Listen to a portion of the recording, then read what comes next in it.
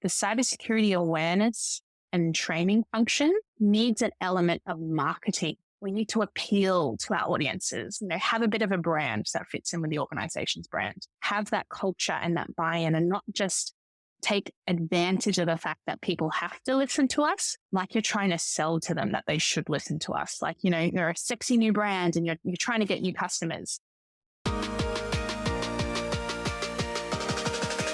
This is KBcast. As a primary target for ransomware campaigns, is security and testing and performance and scalability. Risk and compliance. We can actually automate that.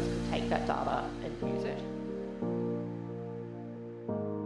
Joining me today is Christina Arcane, Director from Inspire Cyber, and today we're discussing the difference between cyber risk and organization-wide cyber awareness. So Christina, thanks for joining and welcome.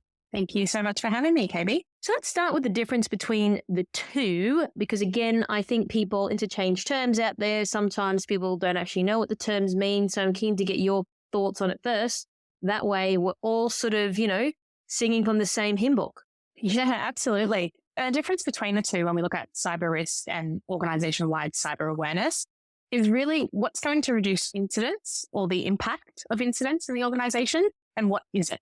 And that's because awareness is the one-way communication. It's like, hey, we exist. The topic's here. Here are some tips. Have a lovely day, right? Really lightweight, really light touch. But cyber risk is what we actually do, those habits that we have. So there's no shortage of awareness, in my opinion. So most organizations will have an awareness function. There are data breach incidents that are reported in the media with lots of top tips for families. And, you do talk about it in your families, or organizations have heaps of training on it. Or sorry, I should say awareness on it. And most of us would know about phishing and scams, but why are they still the leading point of entry of cyber attacks? Why are they still so darn effective? That to me is the clear difference between when you have just received awareness versus when you actually know what cyber risk is and the things that you do to prevent it from happening. All right, so let's use an example on that note. So for example, in Australia, the sun burns a lot and we get sunburn. So it's like the awareness is when you go out, when you're a kid, it was like no hat, no play from memory when I was in like primary school. But it's having the knowledge then of when you do get burnt, well, what do you do, right? So that's the way I was drawing the parallels from what you were saying. Yeah, absolutely. And it's like, how is that sunscreen there? Like, why? How did it get into your bag? Put it into your bag. Have that forethought, especially in projects. I love this message in projects because there's a lot of security embedded in projects that we don't think about before it happens. And that equivalent is, before you leave for the day to go out into the sun, you've actively thought about what's the risk and you put the sunscreen in your bag or applied it, the first layer before you've left the house, and then you have it to reapply again. And in projects, like this can convert to things like penetration testing. The cyber team knows penetration testing is needed. The project team might know that there are security risks as such, but everything's happening. There's lots of people involved. And at the 11th hour, they're like, oh, let's talk to the cyber team. And the cyber team say, hey, there's a penetration test that's needed.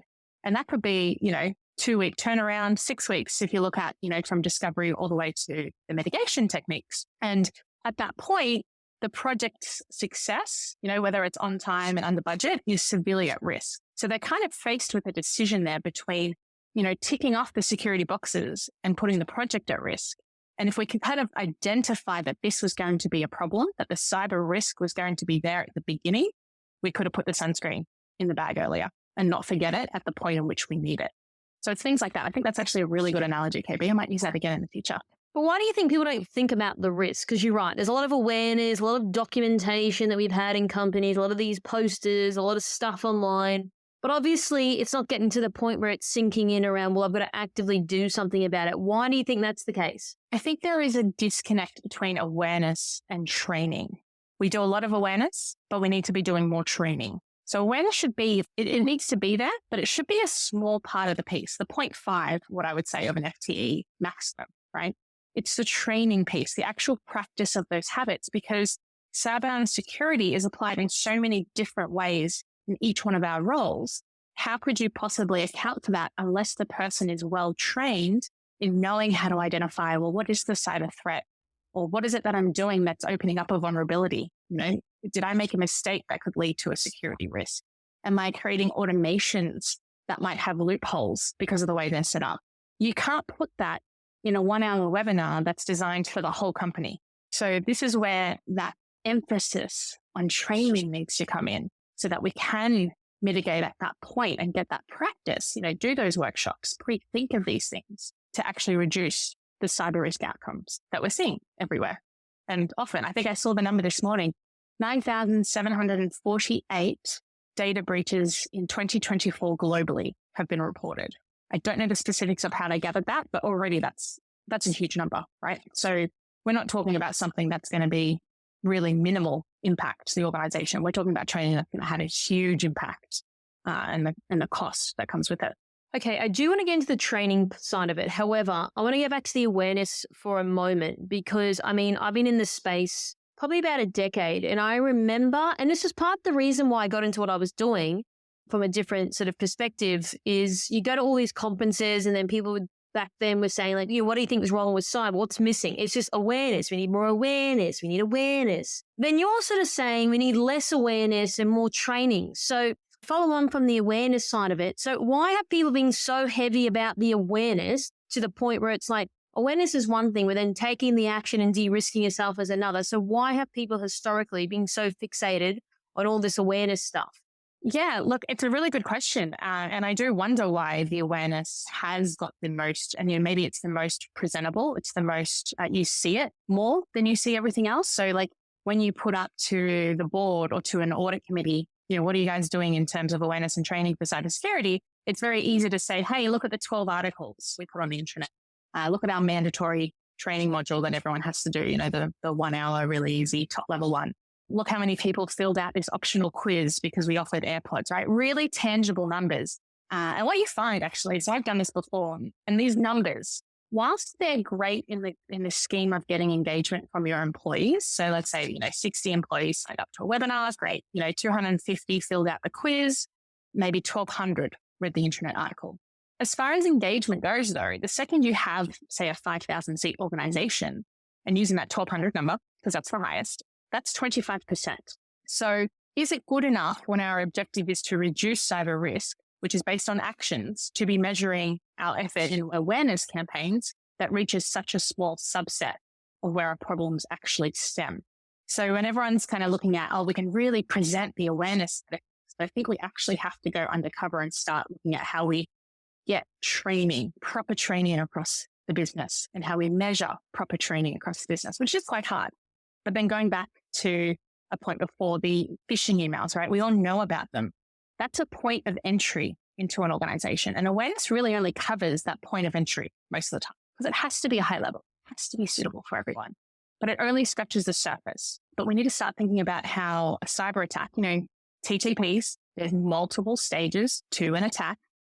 How are we educating on those stages and how different roles can actually have an impact in those stages and not just the point of entry?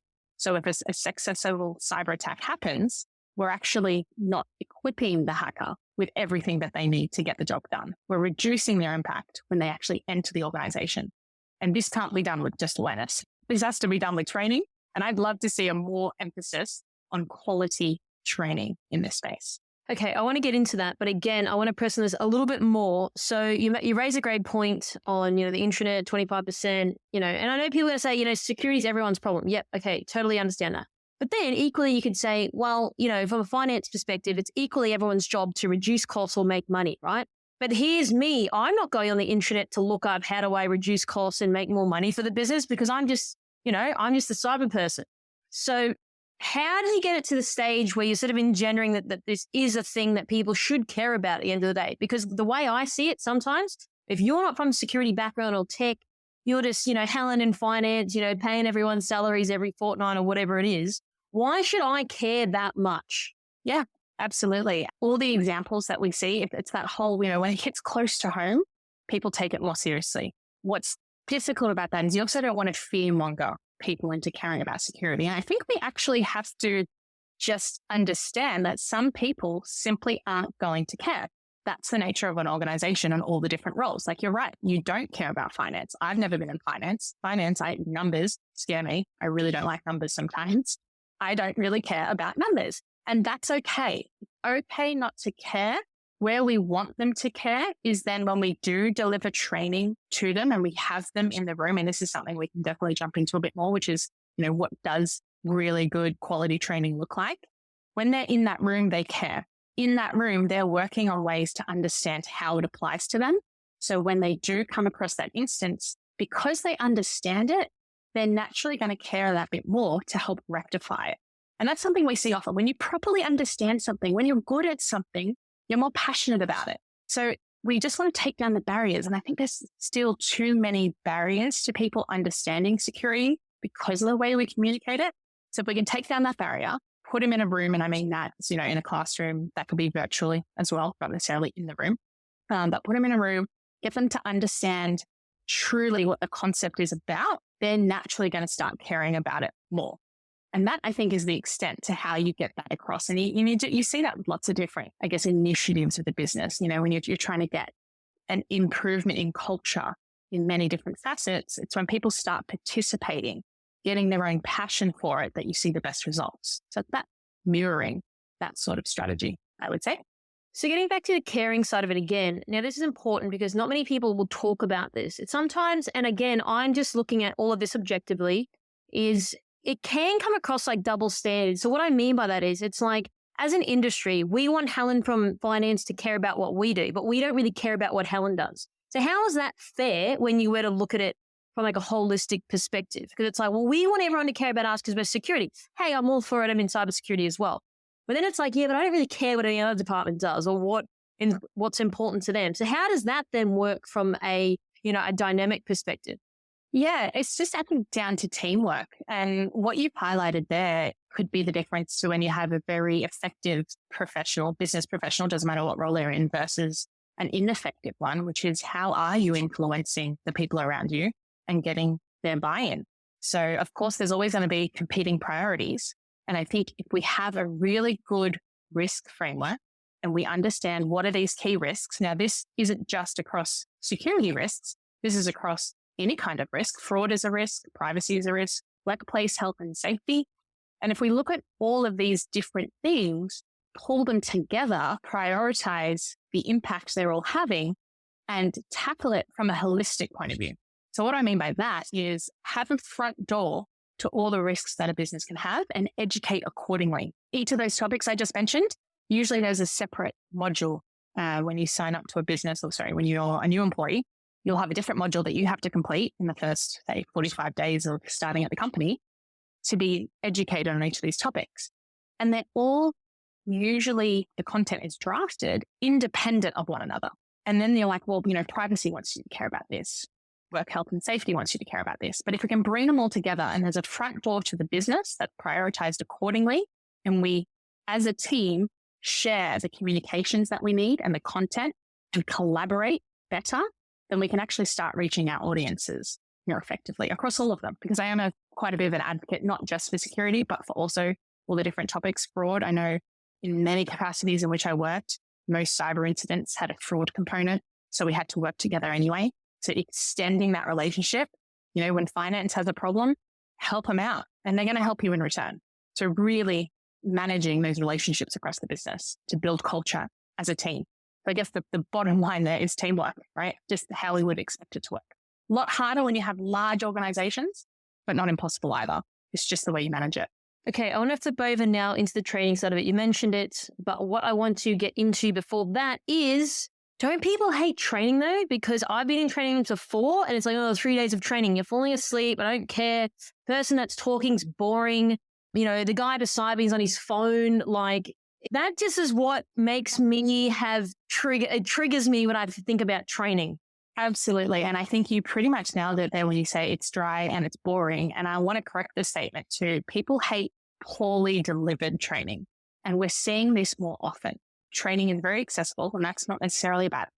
It's not often presented by someone who is naturally or trained to be a really good presenter and facilitator. And that makes the difference between training that is boring, that people hate, and training that is actually engaging.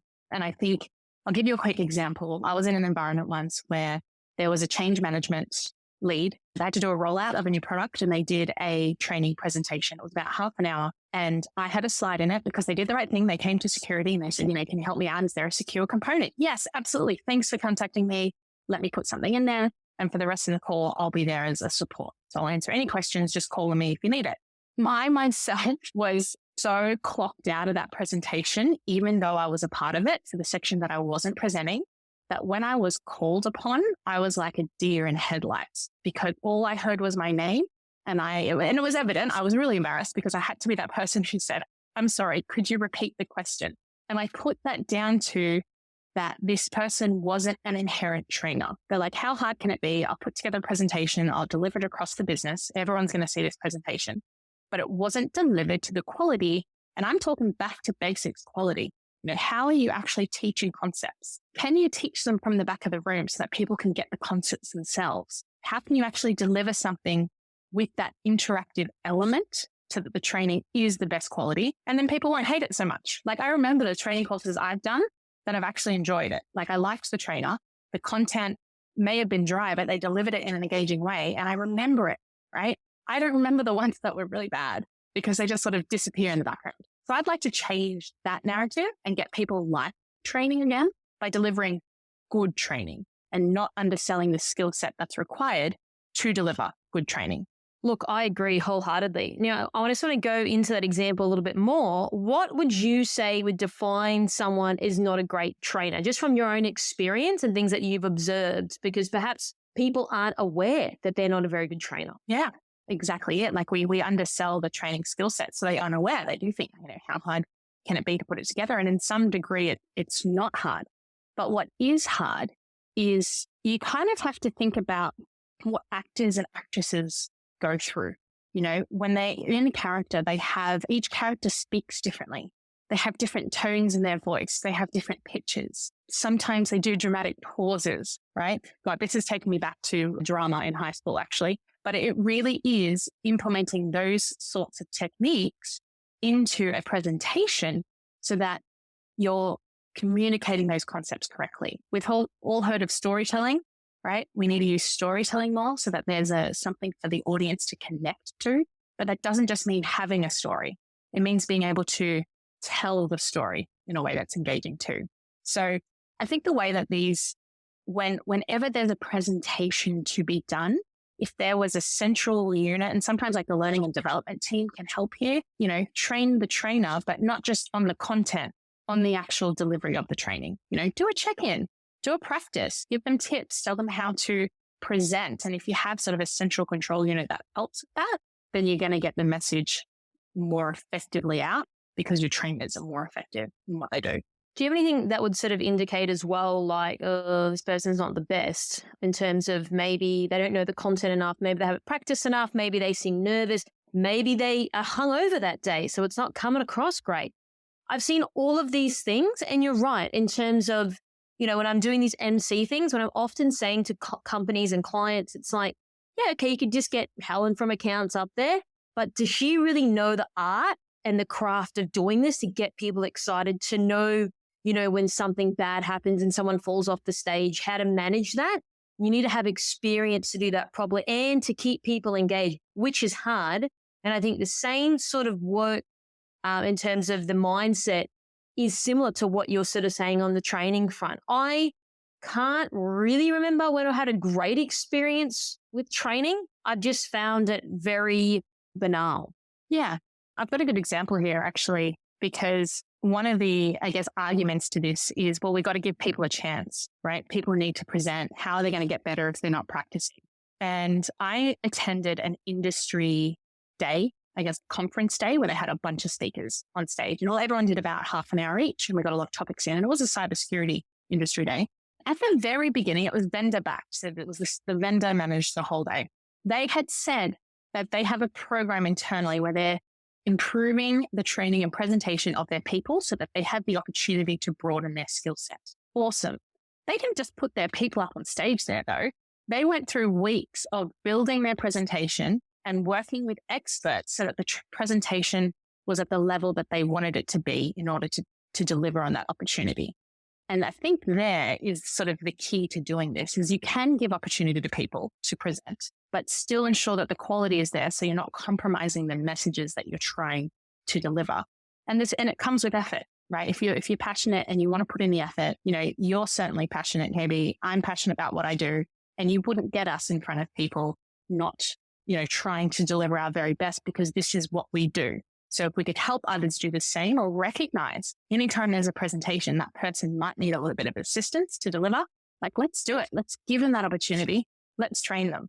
And this industry day really sort of brought that to my attention. I'm like, hey, this is a really great way to do it, because I don't want to leave people behind. There is so much room in this space. We need more training. I'm an advocate for more training, but for more training, you need more trainers. And this is how you get more trainers. You help them, you teach them. Train the trainer, but in the good way.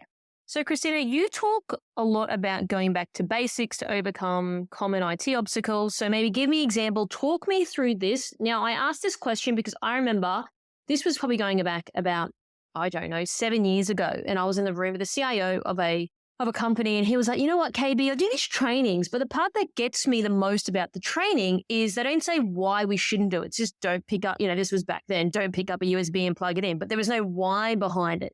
So I'm really keen to see what you think about this and, inject some of your thoughts into this, because again, everyone talks about, the basics and, don't do this, don't click on that link, but maybe it's still not resonating with people.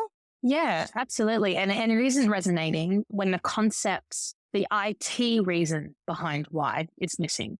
An example is domain names. Right. I have done workshops at a high level. So this is if you're phishing, your MFA, your passwords type of situation. So that the top level, I actually think of it like a pyramid when it comes to training on cybersecurity. So like all a triangle, the bottom layer is your cybersecurity professionals. So the technical layer. The middle layer is what I think business professionals need to understand, which is more in depth, but not as deep as what cyber professionals need. And the top little triangle is literally every single citizen from the second you use a computer at, I was going to say 12, but I'm going to say that kids access the internet much earlier than that these days, all the way up to, my grandfather who's 85 and also uses a computer for his email. So that's the top triangle. And in that top triangle, which is where your awareness comes in, that's your lightweight training most organizations do. A lot of people actually still don't understand how what comes after the @ symbol is what determines a real email address that's legitimate from a fake one. And when I do communicate this concept and I break that down, and that kind of goes hand in hand with, well, if they do click a link and they land on a web page, how do they know that URL at the top is the real, Microsoft.com, for example, compared to something that's not Microsoft.com but looks like it?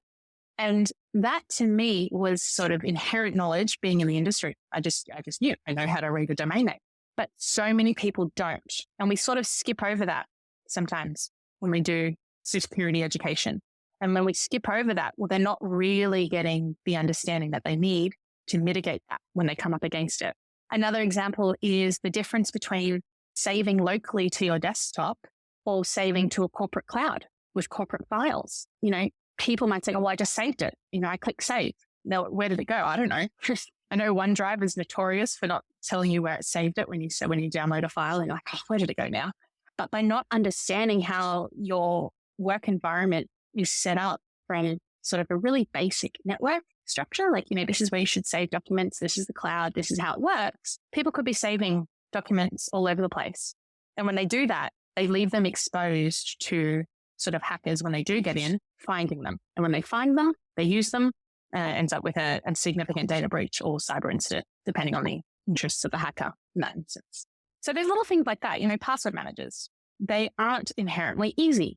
I understand that. So how do we overcome that obstacle? We've got to teach them how to use it and what are the foundations? Why are they using it in this way? If we cover those, people will actually start upskilling, not just committing to memory, like you said, the what not to do's or what to do's. They're actually understanding the background, which means they're going to remember it better. So would you say generally, historically across our space, people have overlooked some of these more nuanced things that you're saying around understanding the mechanics of how things work, which maybe gets them to think about what they're doing a little bit more before they do it, for example? Why do you think people have overlooked that, though? Because when I look at this objectively, it does seem obvious. However, again, sometimes it's that forest of the trees analogy. Like when you're so close to something, it does seem obvious to you, but perhaps, you need to explain things a little bit more to other people. Yeah, absolutely. I reckon, because I've thought of this too, I think surely, like how have we stumbled across this understanding and not sort of seen it before? And I think it comes down to how limited space you get in an organization to communicate security topics. Because it's such a small space, like you only get an internet article X amount of times. You only get communications out to the business here. So working with what you get versus the amount of topics you have to cover, you go straight to the good stuff, right? And you only tell employees, don't reuse your password. Don't do this. Do this. Because you have to. They only have a certain amount of time, your employees. You have only a certain amount of space to communicate with them. So you're going to hit the main points and nothing else. And we got so used to having to do that was just skirting across the underlying why. And it was really hard to go back and explain the why because we just kept working with the parameters in which you have to get information across. And that sort of leads me to why we need to not focus so much on awareness and start shifting the business to prioritizing training, which is very important. There are a few things that businesses can do to prioritize training. Okay, so maybe elaborate on that a little bit more because you're right. And I think that there is enough stuff floating around there. But I'm also then curious to how do you deliver these things effectively? So it's not just, we're doing another training with Joan and Joan's boring as hell. Like we want to make sure that people are actually understanding this. Yeah. So you get confident trainers is my first one. Get either train your trainers or get confident trainers in to do sort of the classroom workshops or virtual hybrid sessions. So the presentation and the training is the quality that you need to get the communication across. So first of all, that has to be a priority there. The other thing is that those trainers need to sort of teach from the back of the room. So stop just the one-way information overload training and start from having let's call it students or the audience, teach themselves based on things that you can relate to them. You can ask certain questions. You can do activities. Our activities these days are simply the whole, like Slido. You put a word in and then there's a word cloud of everybody's words. That's great, but that's just the surface of some of the activities you can do to drive a message. The other thing I'm going to say is two things. These are my favorite. These are really important. The first one is meetings. Meetings are always in the way. I cannot tell you how many courses, workshops I've delivered, sessions that people have had to leave halfway through or jump in and out or not attend it all at the last minute because they had important meetings. But another narrative going on in the business is that, we need to have meeting free days because we're too bogged down by meetings. And everyone gets it. This should have been an email instead of a meeting. And yet none of that is happening. We're still in those bad habits of letting meetings run the way we work. And so as long as that's occurring and we're not empowering employees to say, hey, no, you need to be in training. This is what you're going to do. We've already got an expert trainer. So we've taken down the obstacle of it being boring. Now we need to let them know, ditch your meeting. It's okay. I want you in this training. And a way to sort of, the concept there is the sharpening of the axe. Training is the sharpening of the axe. And I'm referring to that, that analogy about the wood chopper who keeps chopping all day, but then another one keeps going for a break every hour or whatever it is. And he's like, well, how are you ahead of me when you're taking so many breaks? And he's like, because I'm sharpening my axe. Training is sharpening the axe. So we have to give it the attention and the break that it deserves, but meetings get in the way. And so the last one is more effort into marketing. The cybersecurity awareness and training function needs an element of marketing. We need to appeal to our audiences, have a bit of a brand that fits in with the organization's brand, have that culture and that buy-in and not just take advantage of the fact that people have to listen to us, like you're trying to sell to them that they should listen to us. Like, you're a sexy new brand and you're trying to get new customers. Really put that marketing perspective in. And look, that can apply to most functions, actually, not just cybersecurity. I think everyone, if they put a little bit more into marketing, their own personal brand, we might get a little further with the messages we're trying to communicate. Okay, so there's a couple of things in there that I want to get into. I want to start with getting, like you said at the start of your conversation here, around getting good trainers. So now, one of the things that gets me is when I've been in corporates before or even at conferences and it's like, okay, everyone, stand up and shake your hands around. like I'm taking my niece to a Wiggles concert. It kind of feels like that. I find that personally, Christina, real cringe. So would you agree or disagree that that would be a high caliber trainer or maybe not? That's a hard one because it depends the context that they've done it in. I don't like making people dance. I think not everyone likes it. And, feels like a bit like a Wiggles concert. I do see the value in circulating the blood. It's like when you're sitting at home all day and you haven't moved for a while, a few hours gone past, you're working and you haven't actually got those endorphins going. It's the same reason why, when you exercise, you have those so many benefits because your blood is moving. So also like to the clarity of your brain. So I wouldn't say, if it's just, hey, out of nowhere, get up and shake, right? Not so much. But there are other ways you can do that. You can get people up physically to do an activity if you're in a classroom environment, right? So that if you're putting them into groups to do an activity, make sure the groups are so that people have to physically move across the room. Or if you're teaching a concept, does everyone have to be sitting to learn that concept? Let's go over here. I've got a poster that I brought with me that I've designed to communicate a concept. So let's go look at it. I've put it over here at the back of the room. So let's get up, walk over to it, have a discussion around the poster. And you're sort of achieving the benefits of physically getting up and moving without the whole, let's put on a Wiggles routine and have a bit of a go, right? So, pros and cons of such a skill set. There are ways to do it that aren't so cringe because I get it. Like we don't want to be cringe.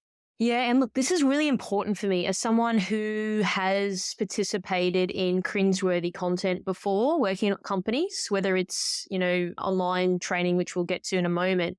But I remember explicitly working in the bank and then the GM gets up and then everyone looked around like, why are we doing this? Like, it's so awkward. Or when you're at a conference, like, hey, everyone, how's your day? And then it's like, you didn't say it loud enough. I can feel the awkwardness in people sitting around me thinking, I don't want to do this. So for me, like when I look at cringe training, for some reason, we just seem to be cringe in our space. And that's what bothers me because it actually does the opposite of what we're trying to do. It actually gets people so off cybersecurity to be like, those guys are a bunch of weirdos. Versus, hey, those guys are really intelligent. The way that they did their training is intelligent as well. So I've found just over the decade I've been in rooms and around this type of security awareness training where I've genuinely felt embarrassed that that's the stuff that we're putting out and that we're trying to tell people to be like, hey, we're the cool kids. Yeah, look, I would love to hear your opinions, KB, at another time on the Apple releases and the Microsoft releases. Have you seen them where the executives would get up on stage and it's like a full-on concert to release the new iPhone? It's sort of that vibe is what I'm getting that, can be a bit cringe. Because you literally have on stage, a whole bunch of people very technical in nature and they're sort of doing a dance like they're, lead guitarists in a band. And it's something that, I don't know, I watch them and I think I'm kind of like, cool, like, we're doing it differently. We're giving it a go. And then I'm also like, there's something about this that hits sometimes. So I think my mood can depend on whether I'm for or against that. But cringe has its place sometimes. And the reason I say that and sort of to challenge that notion is when you have such a diverse workforce, different people, cultures, ages, demographics, sometimes that like low-hanging fruit, the cringe of corporate humor, because you don't want to, offend too many people. You want to make sure that you're doing it respectfully. So there has to be potentially like a small layer of cringe that helps. But I've never been personally called cringy or cringeworthy. So I think there are other techniques you can do that aren't cringy, that actually get engagement. And I've always got really great feedback. So, maybe there is a better way to do it than instilling corporate cringe. Well, I'm asking this question because I go out and I ask people in market about what they think. And then whether I inject some of that into the interview that I'm running with you today, I've personally been involved with it. And, even before doing our interview, I was like asking people in my network, like, what do you think of security awareness training or like just generally? And people are like, oh, it's cringe, it's boring. It's, we're just doing it for a tick in the box. So I try to get a bit of a rounded approach from industry to sort of see like what is going through people's mind and then getting someone like you to respond on that. And that was something that came up was it's cringe. So again, these are things that we have to do better in our industry that, it's getting people like you on the show to explain, hey, we haven't done this so great in the past, but this is how you can go about improving it moving forward. I couldn't agree more. It absolutely improve it moving forward and actually acknowledge the skill for what it is and that we have to put that effort in. It's cringe because we're not putting effort in. The other thing as well that can help with that is the security awareness and training teams. Most organizations will limit it to 1, maybe 2 people. You really aren't going to get quality with that many people working in that function. We're trying to say that cybersecurity is everyone's responsibility. We're trying to distribute cyber skill sets amongst the business, but we're limiting the team that are trying to achieve those objectives. So what's the bigger picture here? We should be getting, or at least collaborating with more people and not just making it the, sole responsibility of 1, maybe 2 people, because that's the outcome you're going to get. So, I completely agree. I'm all for this entire conversation. Sometimes I just look on the other side as well. I think, what is the obstacles to achieving this quality training? And, budget, management buy-in, all the things that are coming down from the top. So now the conversation is, well, how do we get them to see that this is not working? And if we want to reduce the costs associated with cyber incidents and get our people truly understanding it, this is what it's going to take. Quality training, more people, bit more budget, and move it up that way. What about online training? Now, I have worked a lot with a lot of online training. And I remember when I was an internal employee in security, I was on the list for people who hadn't completed it. And the reason I hadn't completed it was cringe, boring, terribly executed. And then I just clicked next. And that is 100% true because I didn't feel it was engaging. And so then I thought, I'm in security and I'm thinking this is bad. Imagine what other people in institutional banking are probably thinking of this. So I was let down by that because they invested a lot of money into this. And then I think that, now people aren't really reading it or watching the little video. They're just clicking next to get through it and hoping they get a pass to get off the, the non-compliant list. Yeah. And that's the problem, right? It's a module designed for compliance. So you're never going to get take on that. I agree with you. I click through as fast as I can for those modules, not just the cyber one, the privacy one, the fraud one. I think there's one on project frameworks as well. Whatever they may be, I'm clicking through as fast as I can because they're limited to what they can communicate. And instead of trying to build these huge modules, right? You got to well, why are they there? We want people to be introduced to the world of cybersecurity because this is our front door to when someone starts new, we want them to start working in the ways that we work here and thinking about security seriously. That's number 1. Number 2 is we want when audit comes, we say, every single person has done training. Here's the list, right? Because you can actually attest that these people have done it. There's logs for it. And here's the module, read through it and it's going to make sure it ticks the boxes. You can still tick the boxes, but communicate in a much simpler way. The why shouldn't start in a compliance module at the beginning of somebody's work relationship. They should be shorter, simpler. Hey, this is who we are. Here are some of the things we'd like you to keep an eye on. Throughout the next 6 months, we're going to engage with you in other ways as well. And you tell them that in the module. So you start it like it's a relationship. You can still tick your compliance boxes and now actually start an effective relationship with the newbies in your organization and take them through a journey as they go on, where they're actually digesting those concepts that you have. And the reality about digital-based security training, online modules, is they're needed, right? We have too many remote workforces that will never be in the room at the same time, even because we have too many time zones across our larger organizations. We have people who prefer to sit behind the computer and learn. They're not people who want to be in a classroom in front of people. That's too much for them. So you can still use modules to target these audiences in beneficial ways, but everything in one module up front that's terribly boring and people click through just to get to the end isn't the way to do it. So what you're saying is you have to be a little bit more selective with the modules and then how you are distributing those across your organizations, et cetera, based on, how people learn, for example, because you're right. What I've seen in the past is just people calling up some vendor, getting off the shelf solution, and then we're just going to implement it across X many thousands of people who all learn differently. I'm an audio person. Some people aren't. They have to read stuff. They have to watch stuff. So would you say companies need to have a blend of all of the things? And when I mean all of the things, actually doing it right as well, not just getting a generic off-the-shelf solution in order to keep the powers of the bee happy. Yes, absolutely. You want to achieve both. You will keep the powers that be happy, but you also do it effectively. And if I tell you what that looks like, because that can be really hard to fathom for some people, it's, have a 15-minute cyber module. So it's so short, even less, that just hits the main points when they start and literally introduces them to what's going to happen over the next 6 months. And in that 6 months, to that group of new starters, you distribute different types of education and communication. So this is now blending because you have to start with awareness. They have to know that you're there. That's what I mean by it before, like there is still a place for awareness, but you have to shift it into training. So maybe it's an email out to them within the first week saying, hey, remember our training? This is our information security policy. Please have a quick look when you have a chance. Maybe there's an Easter egg hidden in there that we'd love, or a question we'd love you to answer on it. Maybe a little boring, but it's simple. It's one touch point. We haven't done it in 10 different concepts with 10 questions at the end, all at the same time. And then maybe it's 2 to 3 weeks later with like, hey, we've got a 15-minute with like all the new starters from this month jump into, and we're going to have a quick discussion about cybersecurity. For those who aren't a fan of jumping into that 15-minute, and it's like, hey, we've just sent you all a video, and the video might be very different and engaging. And then those who prefer that video, they're watching that, they're getting the message through.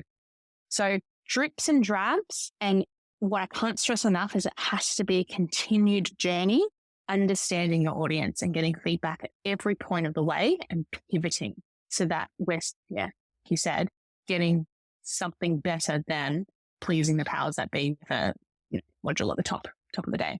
So you want to be able to give people options around, hey, here's the video verse, here's come along for this training thing. And when you say continuous, what does continuous look like in your eyes? Yeah. So in my eyes, and what's best for an organization may be two different things, all the same in the sense that in my eyes, it will have to fit the organization. So there's a degree of general advice I can give, and there's a degree of, hey, I'd love to know these bits and pieces about your organization to give something more specific that would work for you. But nonetheless, the generic advice that I would apply to say, well, what does it look like if we're touching base more frequently, is to have 10-minute modules distributed quarterly on cybersecurity concepts that can be done in a creative way, but not necessarily like, I'm not asking like for movies. I've seen some modules where it's a movie to get across a cybersecurity message. And look, that might suit your organization. It just depends, right? I've had engagements with companies that are very traditional because of the nature of the company. So, sort of similar to your banking structures. And I've had engagements who are primarily tech companies. It's a completely different audience again. You would not communicate to a tech company audience the same way you communicate to a banking company audience, unless you're looking at the banking's tech team. It would be different, maybe more similar to the tech team. So you want to have a suite. So I would say you kind of build all your content up front and have a suite of options, 10-minute videos, quick articles, activities at the ready, and then understand your channel. And then for each of your identified groups where you can kind of bundle, well, what would their training personalities might be like, or how are you going to reach this audience? And that's going to be in combination of not just what their training needs are from I prefer videos to written articles sort of flavor, but also how is audit going to track that you've hit the groups that you need to hit? Because there is a balance here, right? You want it to be engaging. You want to reduce actual cyber risk. We do also have to hit compliance and regulatory requirements. So there's more and more of that happening. So once you have a full layout of all these components, it's very simple to deploy them at a schedule that's easy for your environment. Where are you injecting interest topics? If you find a really cool article that's suitable for, secure developers, how are you getting it to them? So you set the framework, and it's really just, plugging in as you go different components that you've already got so that we're building that up.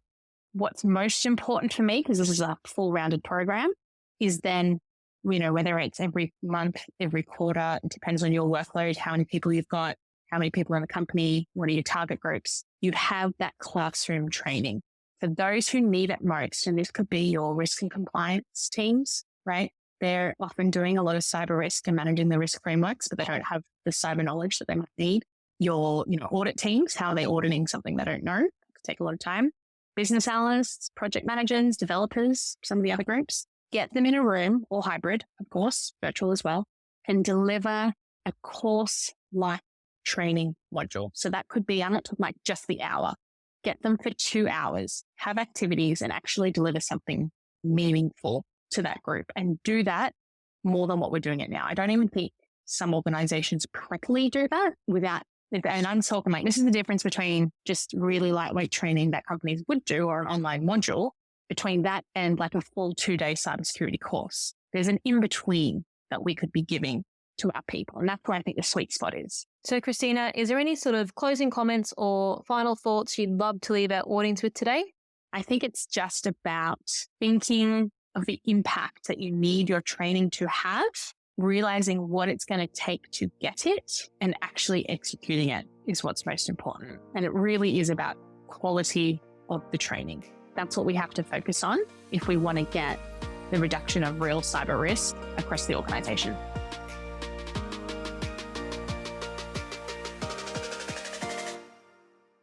This is KBcast, the voice of cyber. Thanks for tuning in. For more industry-leading news and thought-provoking articles, visit kbi.media to get access today. This episode is brought to you by Mercsec, your smarter route to security talent. Mercsec's executive search has helped enterprise organizations find the right people from around the world since 2012. Their on-demand talent acquisition team helps startups and mid-sized businesses scale faster and more efficiently. Find out more at mercsec.com today.